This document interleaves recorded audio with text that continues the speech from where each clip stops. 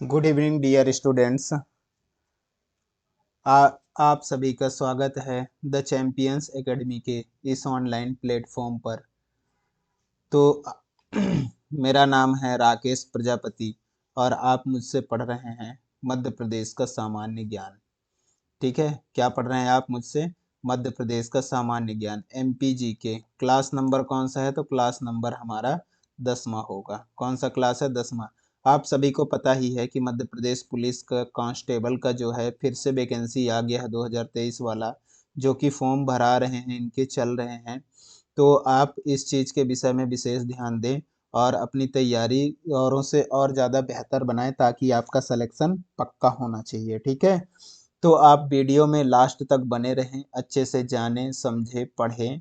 ठीक है, तभी आपका सिलेक्शन पक्का होगा। जो आता है बीच में और बीच में छोड़ के चला जाता है, स्किप कर कर के देखता है, उसका क्या है, वैकेंसी जो जॉब होते हैं वो भी उसके साथ स्किप हो जाते हैं। आप ये चीज़ को जान रहे होंगे। जो थोड़ा पढ़ेगा, थोड़ा उसका सिलेक्शन क्या बोलेगा, थोड़ा ही कम रह गया, नहीं तो हो ही जाता। ऐसा क्या करते हैं, बोलते हैं। इसलिए आप पूरा पढ़ें और पूरा सिलेक्शन लें। ठीक है भाई, तो चलते हैं हम अपने एमपीजीके की क्लास को स्टार्ट करते हैं। इससे पहले हमारे 9 क्लासेस हो चुके हैं, जिसमें हमने क्या किया है कि जो मध्य प्रदेश के ज़िले हैं उनके बारे में क्या किया है, जिला और संभाग के बारे में डिस्कशन आपसे किया हुआ है। तो यदि आप उन क्लासों को नहीं देखे हैं तो उन क्लासों को ज़रूर देखें, वहाँ से भी क्वेश्चंस एग्जाम में देखने को मिले हैं। तो चलिए हम अपनी क्लास को आज क्या करेंगे, स्टार्ट करेंगे। तो हमारा आज जो क्लास होगा उसमें होगा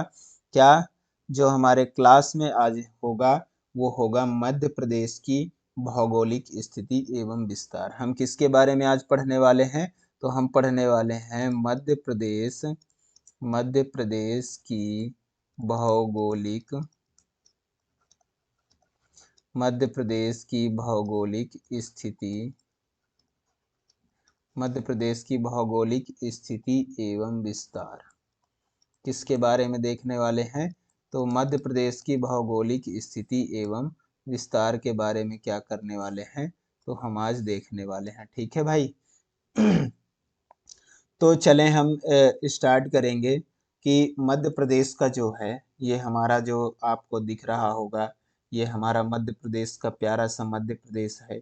इसका कहाँ से कहाँ तक विस्तार है, कितना विस्तार है, इस बारे में हम आज क्या करने वाले हैं, चर्चा करने वाले हैं। तो आप ध्यान से फुल स्क्रीन कर लें और बातों को ध्यान से सुने, जाने और समझें। ठीक है, तो इसमें मैं आपको बता दूं कि इधर जो है ये हमारा क्या पड़ता है, हमारे मध्य प्रदेश का ये क्या है, उत्तर। क्या है? उत्तर। पहले जब हम मध्य प्रदेश के बारे में जानेंगे तभी तो हमें आगे की चीज़ें क्लियर होंगे। तो पहले हमें अपने मध्य प्रदेश के बारे में जानना आवश्यक है। ये कौन सा दिशा होगा हमारे मध्य प्रदेश का? उत्तर दिशा। कौन सा दिशा होगा? तो ये होगा उत्तर दिशा। ठीक है, और ये कौन सा दिशा होगा? तो ये होगा हमारे मध्य प्रदेश का दक्षिण दिशा। कौन सा दिशा होगा? दक्षिण दिशा होगा। ये कौन सा है? तो ये है पश्चिम दिशा। कौन सा दिशा? पश्चिम दिशा। और ये है हमारे मध्य प्रदेश का पूर्व दिशा। तो हमारा मध्य प्रदेश जो प्यारा सा मध्य प्रदेश है वो कौन से दिशाओं में सेट होता है? तो ऐसे दिशाओं में सेट होते हैं। ठीक है, मैं आपको बता दूं कि मैप में हम कैसे देखते हैं। मैप में हमारा जो हम नेविगेशन को देखते हैं तो हम ऐसे देखते हैं। कैसे सेट करते हैं हम नेविगेशन को? तो ऐसे हम अपने नेविगेशन को सेट करते हैं, जिसमें ऊपर की ओर क्या होता है, उत्तर, नीचे की ओर होता है दक्षिण, ये होता है पूर्व, ये होता है पश्चिम। ये हमारा मैप में क्या होता है, नेविगेशन होता है। तो अब मैं आपको बता दूं कि हम अपने मध्य प्रदेश की भौगोलिक स्थिति के बारे में जानकारी ले रहे हैं, तो आपको एक छोटा सा जानकारी लेना बहुत आवश्यक है कि हमारे मध्य प्रदेश के आइड साइड में, जो मध्य प्रदेश के चारों ओर, मध्य प्रदेश क्या है हमारा? मध्य प्रदेश एक हमारा भू आवेष्टित राज्य है। कौन सा? भू आवेष्टित, मतलब हमारा मध्य प्रदेश क्या है, कोई इंटरनेशनल बॉर्डर से नहीं जुड़ा हुआ है। हमारा मध्य प्रदेश कोई समुद्री सीमा से नहीं लगा हुआ है। हमारा मध्य प्रदेश जो है हमारे भारत के राज्यों के बीच में घिरा हुआ एक सेंटर वाला राज्य है, जिसको हम क्या कहते हैं, हमारा प्यारा मध्य प्रदेश। ठीक है, आपको ये समझ में आया होगा। हमारे मध्य प्रदेश के जो पड़ोसी राज्य हैं कितने हैं, मैं आपको बता दे रहा हूँ। हमारे मध्य प्रदेश के जो पड़ोसी राज्य हैं, तो पड़ोसी राज्यों को मैं यहाँ बता देता हूँ। पड़ोसी मध्य प्रदेश के जो पड़ोसी राज्य हैं वो कितने हैं, तो वो 5 हैं। कितने हैं, 5 राज्य क्या हैं, मध्य प्रदेश के पड़ोसी राज्य हैं। ठीक है, अब हम 5 जो पड़ोसी राज्य हैं उनके बारे में थोड़ा सा आपसे डिस्कशन करेंगे कि कौन से दिशा में कौन सा राज्य आता है। तो हमारे ये मध्य प्रदेश के मैप के जो उत्तर दिशा में है, तो उत्तर दिशा में आप जान पा रहे होंगे, उत्तर मतलब यूपी, उत्तर प्रदेश क्या आता है, उत्तर प्रदेश। हमारे जो मध्य प्रदेश के ऊपर साइड है वो क्या आता है, उत्तर की ओर क्या आता है, उत्तर प्रदेश आता है। ये चीज आपको अब याद हो गया होगा, क्या आता है, उत्तर प्रदेश। और यहाँ उत्तर प्रदेश और पश्चिम, उत्तर और पश्चिम के बीच में कौन सा आता है राज्य, तो उत्तर और पश्चिम के बीच में आपको देखने को मिल जाएगा हमारा राजस्थान। क्या प्यारा सा, हमारे जो उत्तर और पश्चिम के बीच में जो दिशा है उसमें आपको कौन सा राज्य देखने को मिल जाएगा, हमारे भारत देश का एक राज्य है जो राजस्थान है। कौन सा है, राजस्थान। राजस्थान आपको इस कोने में देखने को मिल जाएगा। अब हम देखते हैं हमारे मध्य प्रदेश के, हमारे प्यारे से मध्य प्रदेश के पश्चिम दिशा में कौन सा राज्य आता है। तो हमारे मध्य प्रदेश के पश्चिम में आता है गुजरात। क्या आता है, ये पश्चिम में आता है गुजरात। कौन सा राज्य आता है, गुजरात। ये चीज आपको याद रह जाएगा, बिल्कुल याद रह जाएगा। दक्षिण में कौन सा आता है, तो दक्षिण में आता है, क्या आता है दक्षिण में, तो दक्षिण में आता है महाराष्ट्र। कौन सा आता है, महाराष्ट्र। दक्षिण दिशा में कौन सा राज्य आता है, तो महाराष्ट्र। और हमारे मध्य प्रदेश के पूर्व में कौन सा आता है, छत्तीसगढ़। क्या आता है, छत्तीसगढ़। छत्तीसगढ़ पूर्व में कौन सा राज्य आता है, छत्तीसगढ़, जो एक टाइम पे पहले हमारे मध्य प्रदेश का ही एक भाग, सन 2000 पहले ये जो कि मध्य प्रदेश ही हुआ करता था। क्या होता था, ये मध्य प्रदेश ही हुआ करता था, और आज वह छत्तीसगढ़ बन गया है जो हमारे मध्य प्रदेश के पूर्व दिशा में आता है। बताइए, ये जो 5 पड़ोसी राज्य हैं, ये पड़ोसी राज्य हैं, 5 पड़ोसी राज्य हैं, जिनके बारे में आप क्या किए, यहाँ पे देखे हैं, आपको समझ में आया। एक बार मैं आपको और से बता देता हूँ कि हमारे मध्य प्रदेश के जो उत्तर में होता है,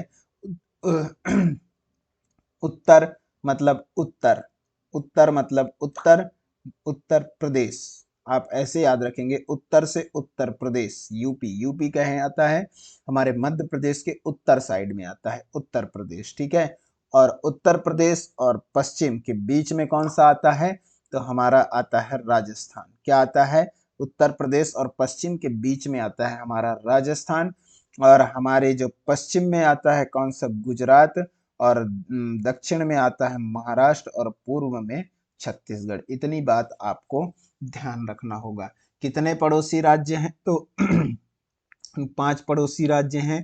ठीक है, 6-7 मत बोल देना, इसमें 5 पड़ोसी राज्य हैं जिसको हमने आपको बताया अच्छे से।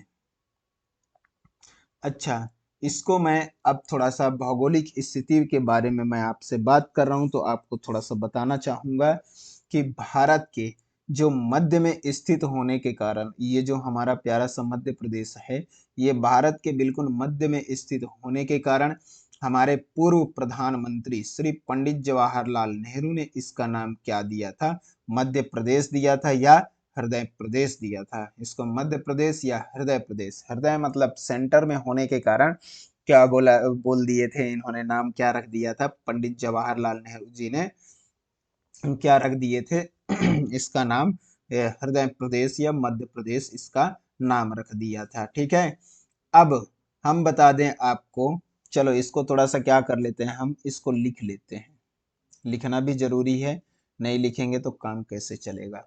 भारत के यहाँ पे मैं आपको लिखवा दूं, भारत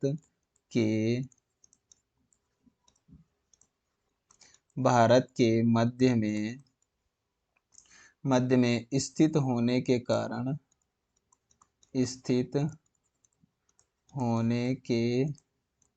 कारण भारत में स्थित मध्य में स्थित होने के कारण हमारे पूर्व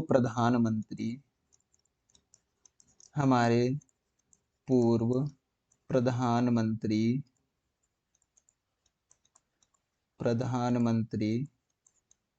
श्री पंडित जवाहरलाल नेहरू जी ने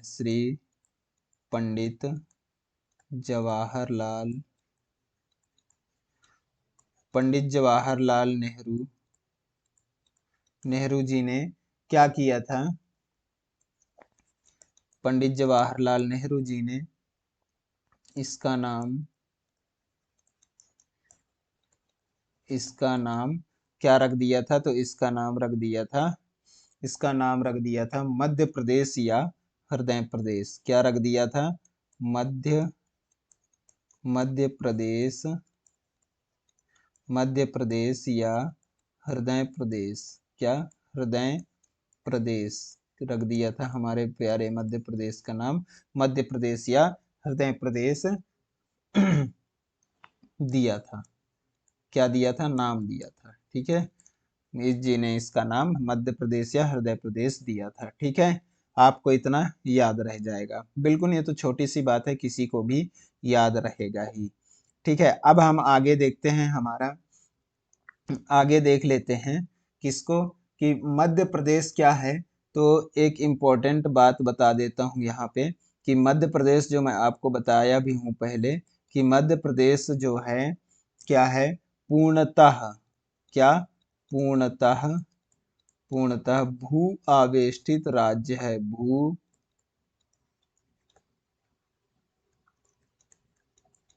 भू आवेष्टित राज्य है हमारा मध्य प्रदेश। क्या है? तो हमारा मध्य प्रदेश है पूर्णतः भू आवेष्टित राज्य। इसको आप बिल्कुल ध्यान रखेंगे, ये एग्जाम में पूछा जा सकता है कि हमारा मध्य प्रदेश क्या है। तो हमारा मध्य प्रदेश है पूर्णतः भू आवेष्टित राज्य है। क्या है हमारा मध्य प्रदेश? तो हमारा मध्य प्रदेश पूर्णतः भू आवेष्टित राज्य है। इस चीज को आप ध्यान रखेंगे। तो भू आवेष्टित क्यों बोलते हैं, मैं यहाँ पे आपको थोड़ा सा क्लियर करा दूं। भू आवेष्टित इसलिए बोला जाता है, ये ना तो इसकी सीमा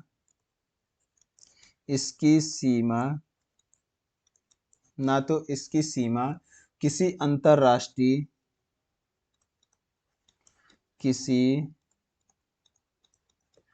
अंतरराष्ट्रीय इसकी सीमा किसी अंतरराष्ट्रीय सीमा को ना तो इसकी सीमा किसी अंतरराष्ट्रीय सीमा को छूता है, और ना ही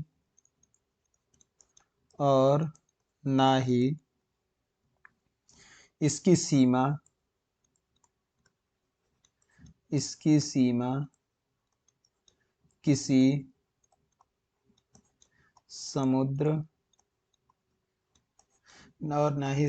किसी समुद्र को छूती है।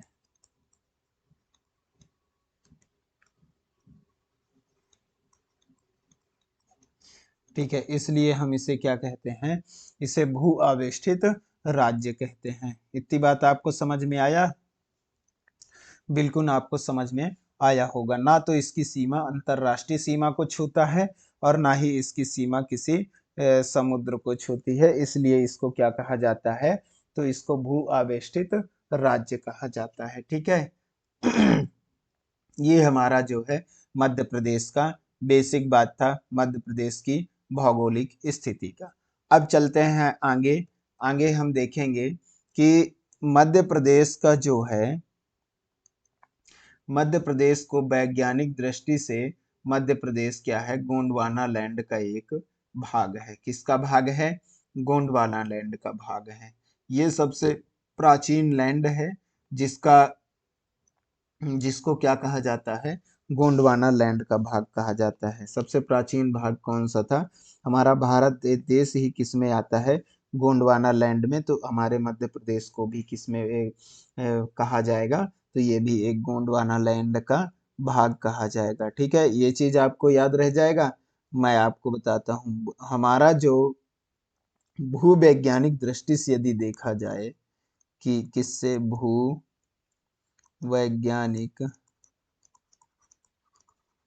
भूवैज्ञानिक दृष्टि से भूवैज्ञानिक दृष्टि से मध्य प्रदेश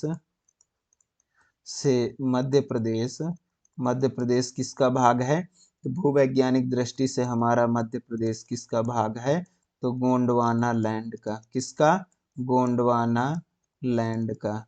किसका भाग है? गोंडवाना लैंड का भाग है। ये सर्वाधिक प्राचीन है। क्या है? सर्वाधिक। ये गोंडवाना लैंड का भाग था। गोंडवाना लैंड का भाग था। ठीक है, गोंडवाना लैंड का भूभाग था। क्या था? गोंडवाना लैंड का भूभाग था।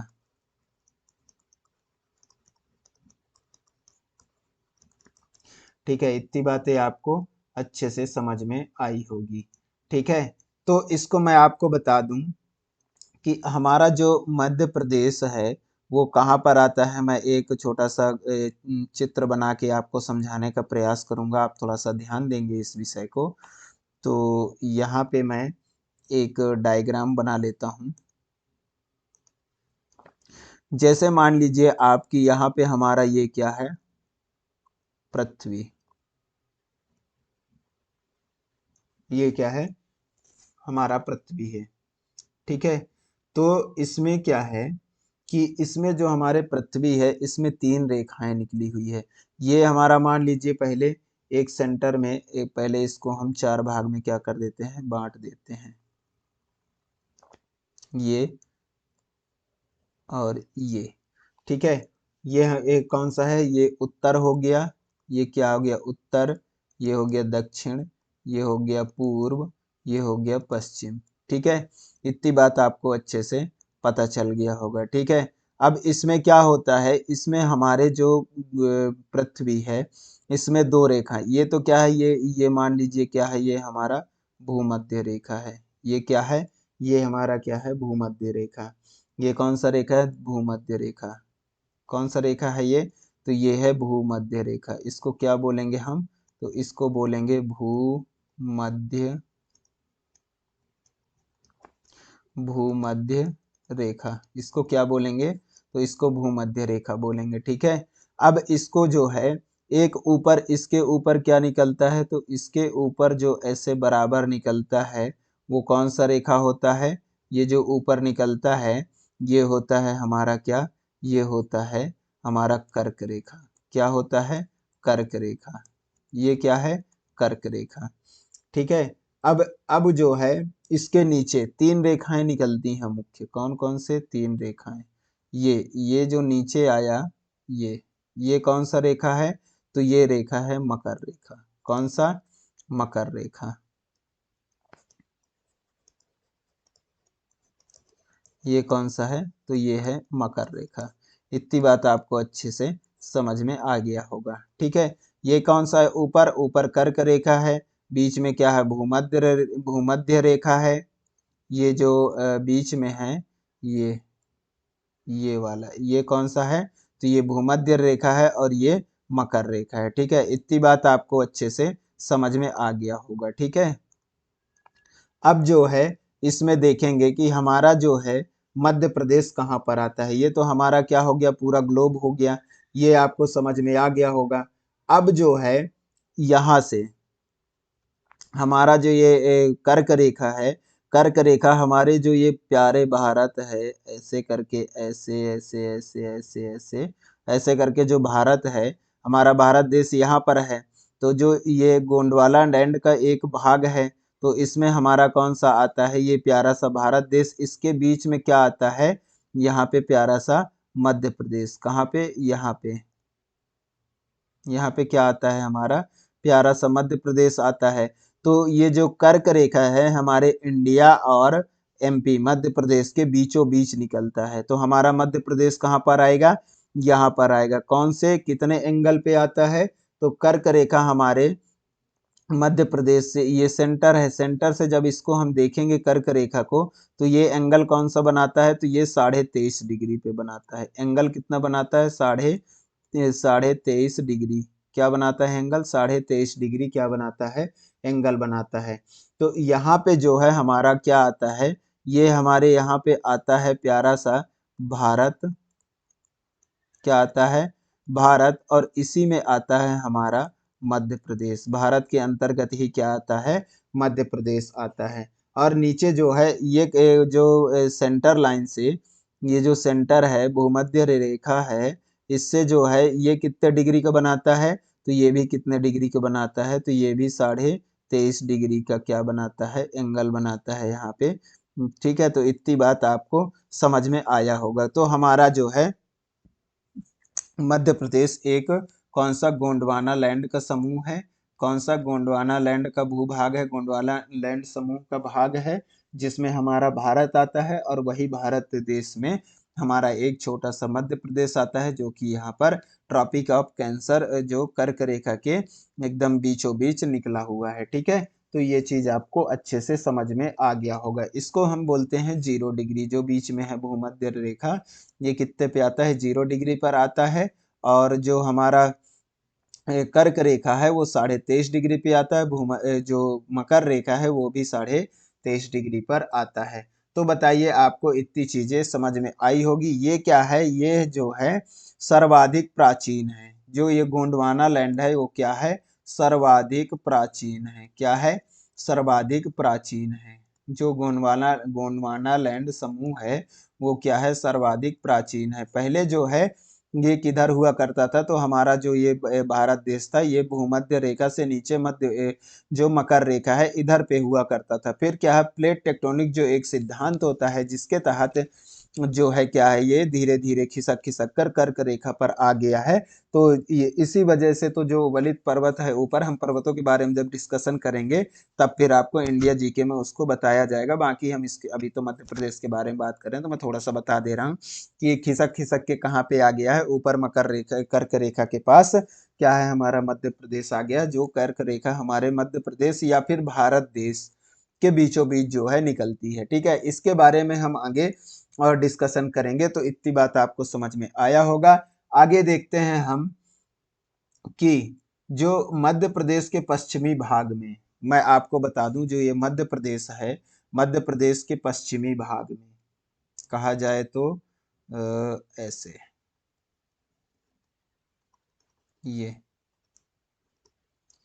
ये मध्य प्रदेश के जो ये पश्चिमी भाग है, इसमें क्या है, दक्कन ट्रैप की चट्टान है। क्या है, दक्कन ट्रैप, क्या है, दक्कन ट्रैप, दक्कन ट्रैप चट्टाने, क्या है, दक्कन ट्रैप चट्टाने। आपको अच्छे से क्लियर दिख पा रहा है, थोड़ा सा मैं इसको दूसरे कलर में कर देता हूं तो आपको और अच्छे से दिखाई देगा। ये जो एरिया है यहाँ का, इतना सा जो एरिया ये दिया गया है, ये पश्चिमी भाग का लगभग, ये किसकी भाग है, तो ये दक्कन दक्कन ट्रैप की चट्टान है। क्या है, दक्कन ट्रैप की चट्टाने, क्या है, दक्कन ट्रैप की चट्टाने हैं। तो यहाँ पे मैं लिख देता हूँ कि मध्य प्रदेश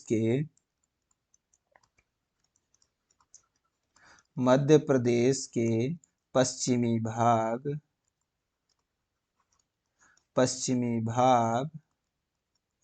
भाग में, मध्य प्रदेश के पश्चिमी भाग में क्या है, दक्कन ट्रैप है।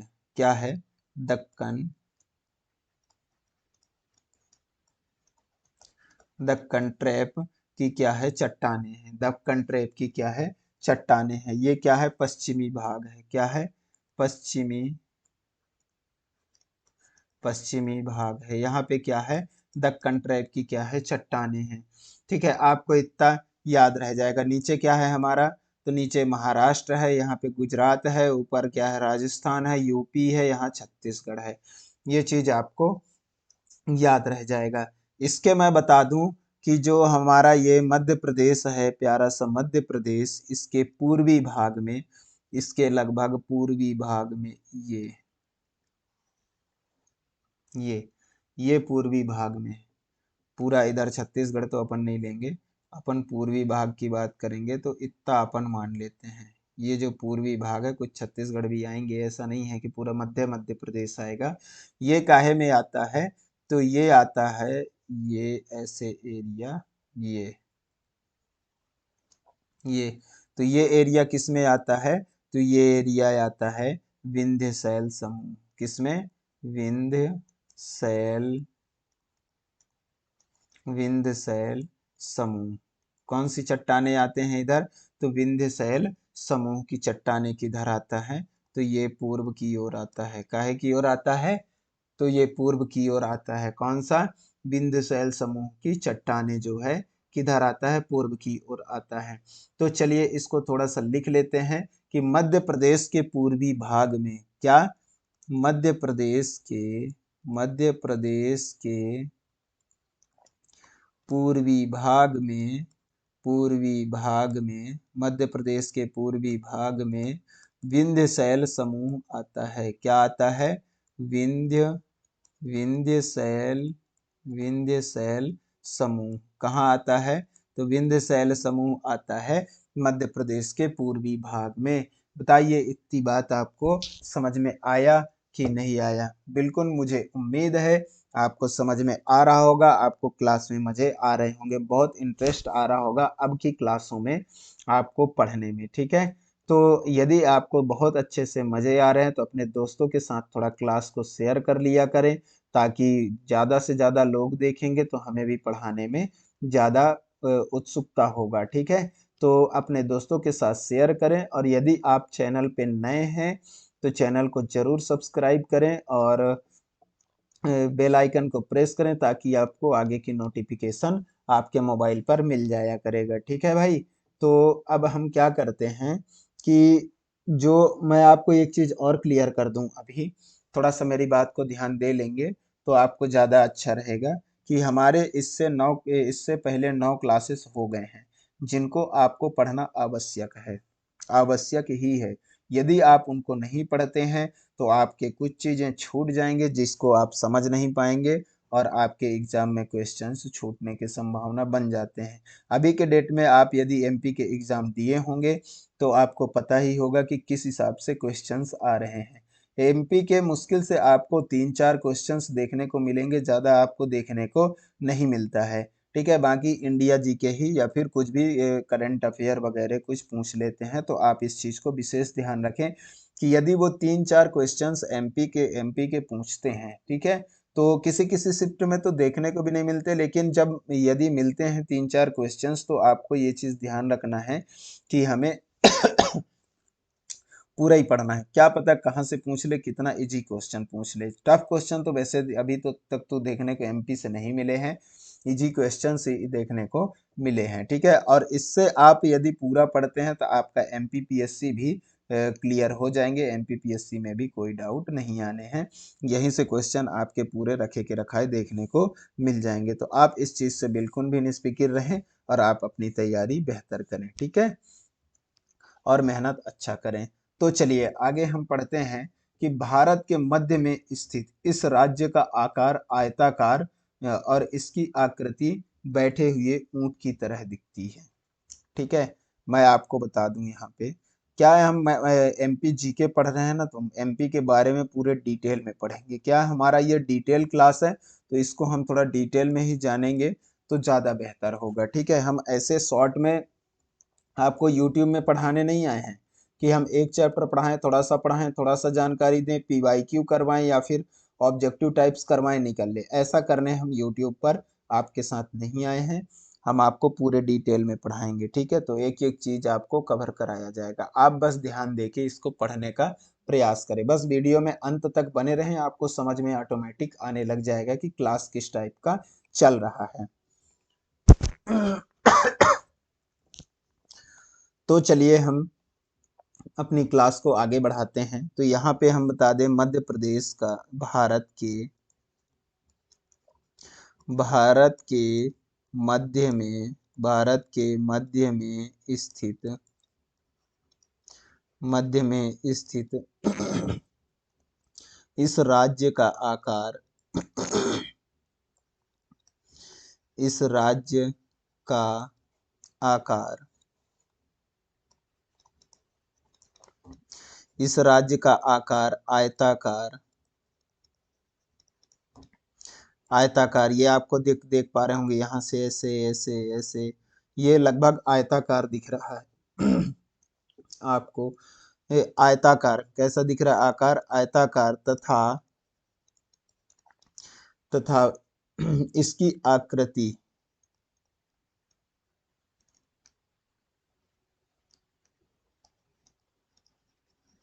इसकी आकृति बैठे हुए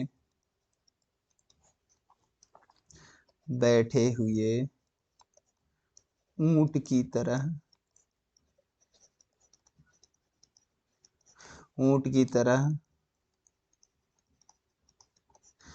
तरह दिखाई देती है। आप देख पा रहे होंगे कि ये बैठे हुए ऊंट की तरह दिखाई दे रहा है, ठीक है। और ये इसका आकार क्या है? तो इसका आकार है आयताकार, जो कि मैं यहाँ पे लिख दिया हूँ। ये चीज आप देख पा रहे होंगे। आकार कैसा है? तो आकार है आयताकार, और इसकी आकृति जो है बैठे हुए ऊंट की तरह दिखाई दे रहा है, ठीक है। तो ये चीज आपको अच्छे से क्लियर हो गया होगा। तो चलें हम आगे बढ़ें। ये हमारा जो ऐसे ये मध्य प्रदेश है, इसको मैं थोड़ा बता दूं कि ये मध्य प्रदेश है। तो ये कैसे ऐसे लगभग आयताकार की आकृति में आपको देख पा रहे होंगे आप, ऐसे ये आयताकार ऐसे, और ये बैठे हुए ऊंट की तरह आपको दिखाई दे रहा है, ठीक है। तो हमारे मध्य प्रदेश के बारे में आपको इतनी जानकारी आपको अच्छे से मिल गया होगा, ठीक है। अब हम आगे बढ़ते हैं और इसके कुछ सीमाओं के बारे में बात कर लेते हैं।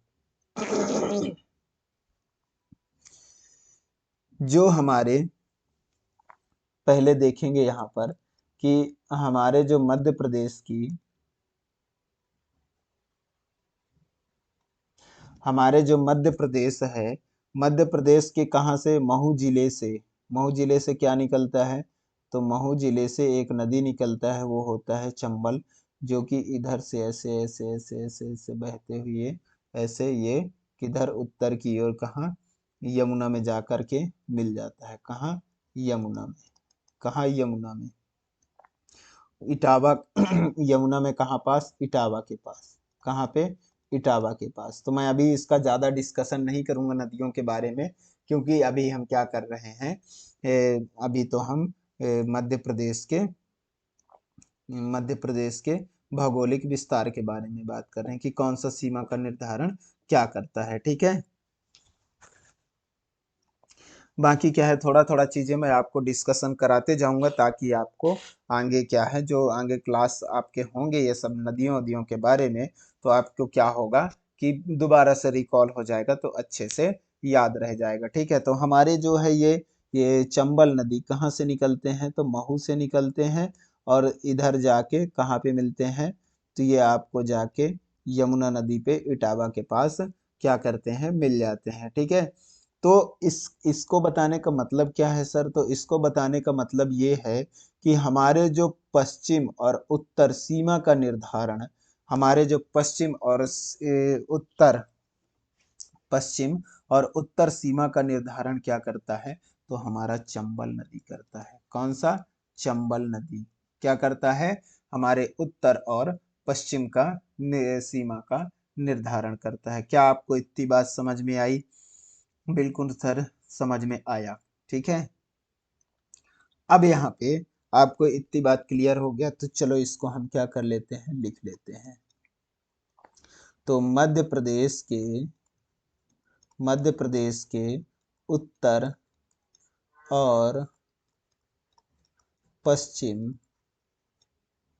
सॉरी पश्चिमी उत्तरी, इसको ऐसे नहीं लिखते,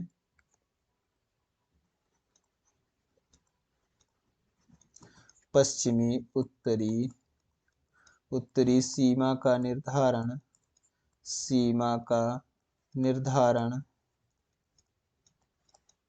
निर्धारण कौन करता है? तो वो करता है चंबल नदी के द्वारा। किसके द्वारा? चंबल नदी के द्वारा क्या किया जाता है? इसका निर्धारण किया जाता है। किसके? चंबल नदी के द्वारा। ठीक है, चंबल नदी के द्वारा क्या किया जाता है? मध्य प्रदेश के पश्चिमी, ये क्या है? पश्चिम है, ये क्या है? उत्तर है, ये क्या है? पूर्व है, ठीक है, ये क्या है? दक्षिण है। तो हमारे जो है पश्चिम और उत्तर सीमा का निर्धारण कौन सा करता है? तो चंबल नदी करता है। इतनी बात आपको याद रह जाएगा। अब हम देखते हैं हमारे मध्य प्रदेश के दक्षिणी सीमा, जो है दक्षिणी सीमा कौन सा? ये वाली। तो इसकी ये सीमा का निर्धारण कौन करता है? तो ये सीमा का निर्धारण आपको बता दें, दक्षिणी सीमा का निर्धारण तो कहाँ से होता है? दक्षिणी सीमा का निर्धारण जो बैतूल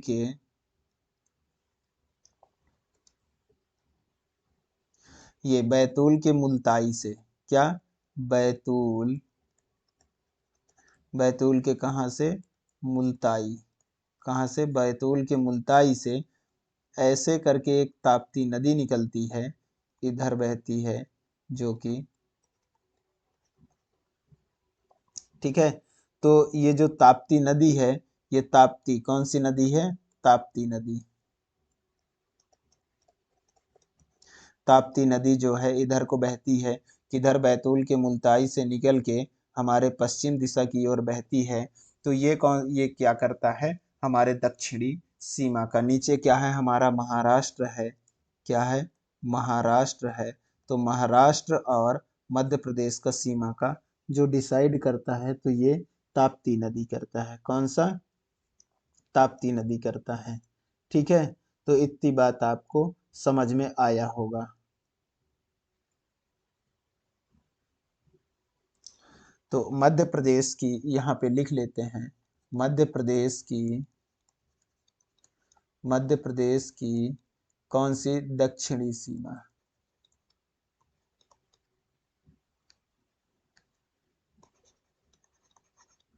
दक्षिणी सीमा, दक्षिणी सीमा का निर्धारण कौन करता है? तो मध्य प्रदेश के दक्षिणी सीमा का निर्धारण ताप्ती नदी करता है। कौन करता है? तो मध्य प्रदेश की दक्षिणी सीमा का निर्धारण ताप्ती नदी करता है। इतनी बात आपको समझ में आया होगा। अब यहाँ पे आता है हमारा पूर्व की सीमा। किसको देख लेते हैं? पूर्व। तो पूर्व की सीमा का जो निर्धारण है, यहाँ पे उपस्थित क्या? मैकाल पर्वत। क्या है? मैकाल पर्वत। यहाँ पे जो आता है हमारा ऐसे, ये ऐसे, ये क्या आता है हमारा? ये जो आता है मैकाल पर्वत श्रेणी, ये यहाँ से यहाँ तक ऐसे कुछ आता है। क्या आता है? मैकाल पर्वत श्रेणी। ये कौन सा श्रेणी है? तो ये मैकाल पर्वत श्रेणी। क्या है? मैकाल पर्वत श्रेणी। ये क्या करता है? हमारे पूर्व के किसके सीमा का निर्धारण करता है? तो किसका? जो पूर्वी सीमा का निर्धारण यहाँ पे लिख देते हैं। पूर्वी सीमा का निर्धारण, पूर्वी सीमा का निर्धारण कौन करता है? पूर्वी सीमा का निर्धारण तो हमारा मैकाल पर्वत श्रेणी। क्या? मैकाल पर्वत श्रेणी। तो कौन करता है? मैकाल पर्वत श्रेणी क्या करता है? हमारे मध्य प्रदेश के पूर्वी सीमा का क्या करता है? निर्धारण करता है। ठीक है, इतनी आपको बात समझ में आया होगा। अब आगे देखते हैं हम कि हमारे जो है अब क्या रह गया? पश्चिमी सीमा। पश्चिमी सीमा का निर्धारण कौन करता है? राजपीपला श्रेणी। यहाँ पे कुछ ऐसे है, क्या है? यहाँ पे एक राजपीपला श्रेणी है। क्या है? राजपीपला श्रेणी। क्या है? राजपीपला श्रेणी। तो यहाँ पे लिख देते हैं हम कि मध्य प्रदेश के जो है मध्य प्रदेश के पश्चिमी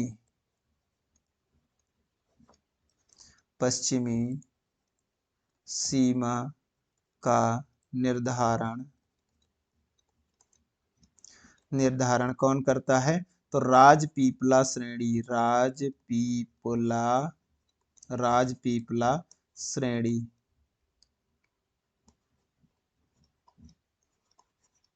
ये यहाँ पे है। कहाँ पे है? ये राजपीपला श्रेणी यहाँ पे है। ये क्या करता है? तो हमारे मध्य प्रदेश के पश्चिमी श्रेणी का क्या करता है? पश्चिमी जो है सीमा का निर्धारण करता है। इतनी बात आपको अच्छे से समझ में आ गया होगा। ठीक है, तो बताइए ये चीजें आपको समझ में आई कि नहीं आई? अब हम आगे थोड़ा सा मध्य प्रदेश के भूगोल के बारे में थोड़ा सा कुछ डिस्कशन कर लेते हैं। इसके बाद हम अपने क्लास को विराम देंगे और यहीं पे हमारा क्लास समाप्त होगा, जिसके बाद हम फिर अगली क्लास पे आपको मिलने वाले हैं। तो इससे पहले हम क्या कर ले, थोड़ा सा चर्चा कर लेते हैं आपसे। किसके बारे में? तो मध्य प्रदेश के भूगोल के बारे में। किसके बारे में चर्चा कर लेते हैं? तो हम मध्य प्रदेश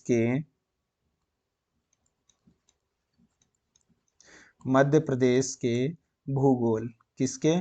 मध्य प्रदेश के भूगोल। मध्य प्रदेश के भूगोल के विषय में क्या कर लेते हैं, थोड़ा सा चर्चा कर लेते हैं कि हमारा जो है भौगोलिक स्थिति क्या है। तो हमारे जो है एक प्यारा सा, फिर हम एक तो क्या बनाएंगे, ग्लोब बनाएंगे। क्या बनाएंगे? ग्लोब बनाएंगे। तो आप ध्यान दीजिएगा,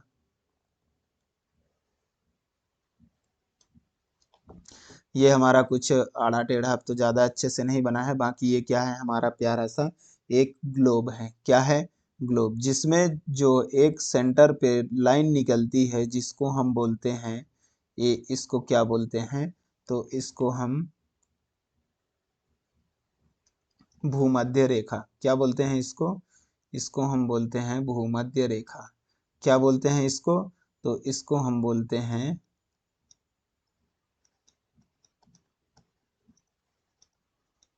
भूमध्य रेखा। क्या बोलते हैं? भूमध्य रेखा। 0 डिग्री। कितना? 0 डिग्री। क्या याद रह जाएगा? बिल्कुल याद रह जाएगा। इसके ऊपर निकलता है, इसके ऊपर क्या निकलता है? इसके ऊपर निकलता है क्या? कर्क रेखा। क्या निकलता है? थोड़ा सा गड़बड़ हो गया।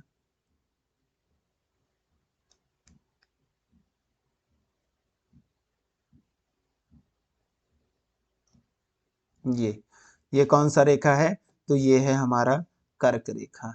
ये क्या है? ये है कर्क रेखा। क्या है? कर्क रेखा, जो ऊपर की ओर निकलती है। ठीक है, अब इसको हमें बता दूं कि नीचे जो है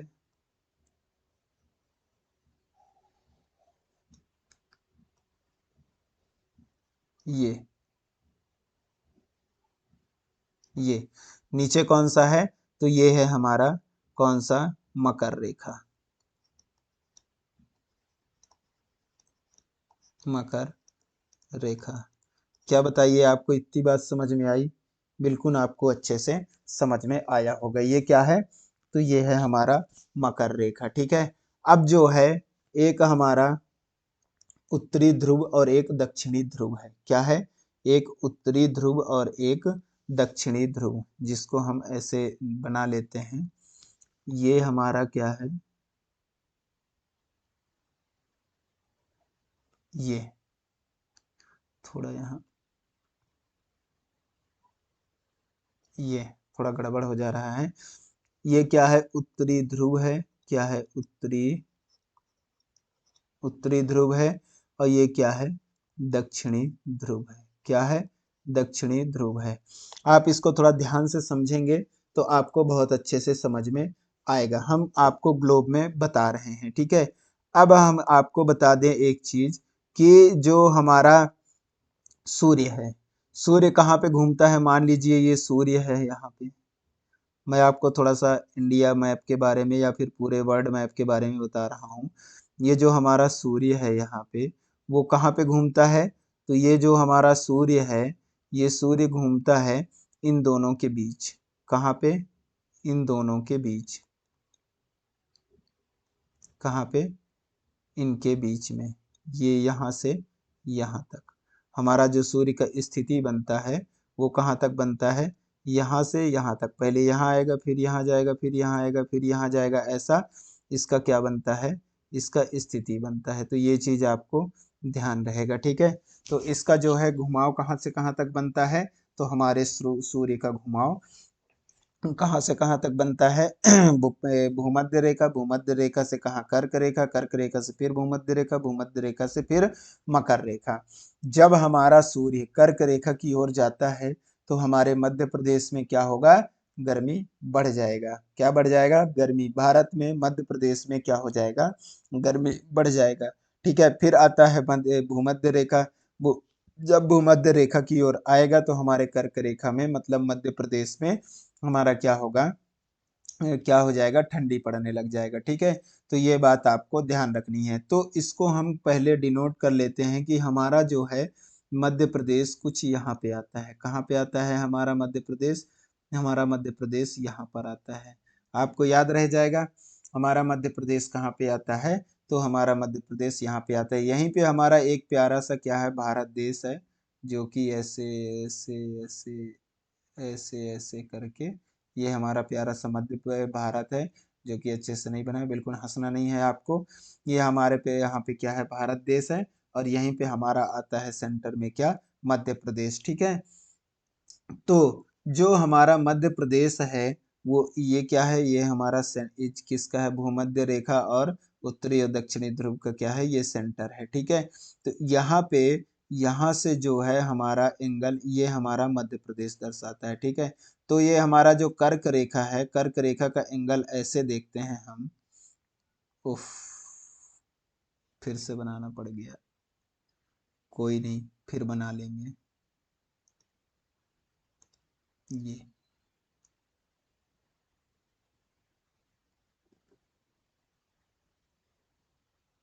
ये फिर से बन गया।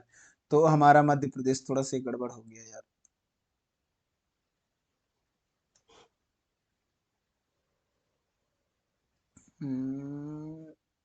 ये ठीक है। तो ये जो है हमारा मध्य प्रदेश कहाँ पर आता है? यहाँ पे आता है हमारा क्या? मध्य प्रदेश। अब यहाँ से देखेंगे हम तो हमारे जो बॉर्डर का एंगल है, क्या? बॉर्डर का एंगल यहाँ से ये ये यहाँ सेंटर से हम क्या देखते हैं? कर्क रेखा की स्थिति देखते हैं। तो ये कितना बनता है? ये हमारा बनता है 23.5 डिग्री। बताइए बनता है कि नहीं? कितना बनता है? 23.5 डिग्री। ऐसे ही हम मकर रेखा को देखते हैं तो मकर रेखा कितना बनता है? 23.5 डिग्री। ऐसे देखेंगे। और ये क्या है? हमारा भूमध्य रेखा, जहाँ से हम देखते हैं ये कितना होता है? 0 डिग्री पर होता है। जो हमारा कर्क रेखा है वो केंद्र से कितना है? 23.5 डिग्री पर है। तो बताइए इतनी बात आपको समझ में आया होगा, ठीक है। अब हम यहाँ पे आपको थोड़ा सा लिख देते हैं, जो कि आपको याद रखने वाली चीज है कि ग्लोब पर दर्शाई गई आड़ी रेखाओं को हम क्या कहते हैं? अक्षांश रेखाएं कहते हैं। जो ग्लोब में हम दर्शाए हैं, ग्लोब ग्लोब पर दर्शाई गई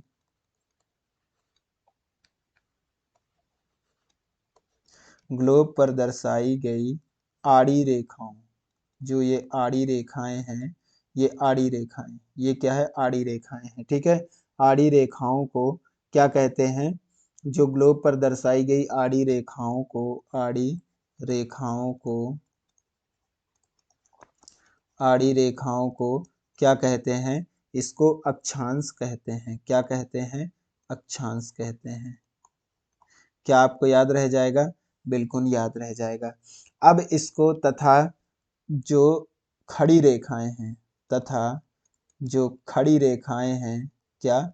खड़ी रेखाएं, खड़ी रेखाएं जो ग्लोब पर होते हैं, खड़ी रेखाएं ऐसे उत्तरी ध्रुव दक्षिण ध्रुव की जैसे खड़ी रेखाएं होती हैं। खड़ी रेखाओं को खड़ी खड़ी रेखाओं ग्लोब पर खड़ी रेखाओं को तथा खड़ी रेखाओं को क्या कहते हैं? देशांतर देशांतर रेखाएं। क्या कहते हैं? देशांतर रेखाएं कहते हैं। क्या कहते हैं ग्लोब पर खड़ी रेखाओं को? तो देशांतर रेखाएं कहा जाता है। क्या, सॉरी, देशांतर रेखाएं नहीं यार, गलत बोल दिया। देशांतर कहा जाता है। जो आड़ी रेखाएं हैं उनको क्या कहा जाता है? आड़ी रेखाओं को कहा जाता है अक्षांश, तथा खड़ी रेखाओं को क्या कहा जाता है? देशांतर। क्या कहा जाता है खड़ी रेखाओं को? खड़ी रेखाओं को देशांतर, ये याद रखेंगे, और इसको अक्षांश कहा जाता है आड़ी रेखाओं को।